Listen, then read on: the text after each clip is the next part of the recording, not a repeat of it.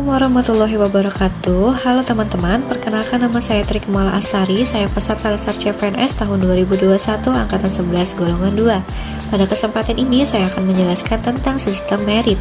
Sebelum kita masuk ke sistem merit, alangkah lebih baiknya kita mengetahui dulu apa itu manajemen ASN. Manajemen ASN adalah pengelolaan ASN untuk menghasilkan pegawai negeri yang profesional, memiliki nilai dasar, etika profesi, bebas dari intervensi politik, bersih dari praktek korupsi, kolusi, dan nepotisme. Manajemen ASN selalu mengedepankan pengaturan pada pegawai agar selalu ada sumber daya yang unggul dengan perkembangan zaman. Sedangkan sistem merit adalah kebijakan dan manajemen ASN yang berdasarkan pada kualifikasi, kompetensi, dan kinerja secara adil dan wajar tanpa membedakan latar belakang, suku, ras, warna kulit, agama, asal-usul, jenis kelamin, status pernikahan, bahkan kondisi kecacatan. Selaku pemegang kekuasaan tertinggi dapat mendelegasikan kekuasaannya kepada lembaga tertentu untuk menjalankan sistem merit. Yang pertama adalah KASN, Komisi Aparatur Sipil Negara, yang memiliki wewenang monitoring dan evaluasi pelaksanaan kebijakan dan manajemen ASN untuk perwujudan sistem merit serta pengawasan terhadap penerapan asas serta kode etik dan kode perilaku ASN. Yang kedua adalah Lembaga Administrasi Negara yang memiliki wewenang sebagai penelitian, pengkajian kebijakan manajemen ASN, pembinaan dan penyelenggaraan pendidikan dan pelatihan ASN.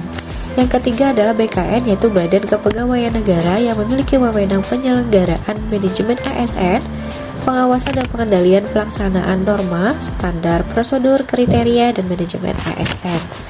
Ketiga lembaga ini bekerja sama untuk menjalankan sistem merit dan peningkatan manajemen ASN. Penyelenggaraan pemerintah masih menggunakan spoil system, yaitu mengutamakan pertimbangan subjektif seperti alasan politik, personal, kedekatan, dan pertimbangan subjektif lainnya. Sedangkan pada dewasa ini, pemerintahan telah menggunakan sistem merit yang penerapannya objektif dalam keseluruhan proses pengelolaan ASN, yakni pada pertimbangan kemampuan dan prestasi individu untuk melaksanakan pekerjaannya. Merit yang pertama adalah melakukan rekrutmen, yaitu seleksi dan promosi berdasarkan kompetensi secara terbuka dan adil. Yang kedua, memperlakukan pegawai ASN secara adil dan setara. Yang ketiga, mengelola ASN secara efektif dan efisien. Yang keempat, memberikan remunerasi untuk pekerjaan yang telah dilakukan. Yang kelima, memberikan penghargaan atas kinerja yang telah dicapai. Yang keenam, memberikan hukuman atas pelanggaran disiplin. Yang ketujuh, menjaga standar yang tinggi untuk integritas, perilaku, kepedulian untuk kepentingan masyarakat. Yang kedelapan, menerapkan pengisian jabatan dengan uji kompetensi sesuai standar kompetensi jabatan yang dipersyaratkan. Yang kesembilan, memberikan kesempatan untuk mengembangkan kompetensi kepada pegawai. Yang kesepuluh, melaksanakan manajemen kinerja pegawai untuk mencapai tujuan organisasi. Yang kesebelas, melindungi pegawai ASN dari intervensi politik dan tindakan sewenang-wenangan. Yang terakhir adalah memberikan perlindungan kepada pegawai ASN. Sistem merit yang saya ambil untuk pemerintah pusat adalah pengadaan seleksi CPNS menggunakan metode CAT Computer Assisted Test, yang selama tes berlangsung dapat melihat live score lewat website BKN dengan aplikasi YouTube, sehingga seluruh masyarakat di Indonesia dapat menyaksikan nilai-nilai dari peserta tes CPNS dan diharapkan dapat mengurangi bahkan menghilangkan praktek KKN dalam perekrutan CPNS. Tentunya ada beberapa tahapan yang harus dilewati peserta CPNS, yaitu adalah seleksi administrasi, seleksi kompetensi dasar, dan yang terakhir seleksi kompetensi bidang. Nah, di sini saya mengambil seleksi terbuka jabatan pimpinan tinggi Pratama di lingkup pemerintahan Provinsi Kalimantan Selatan, khususnya Kota Banjarmasin.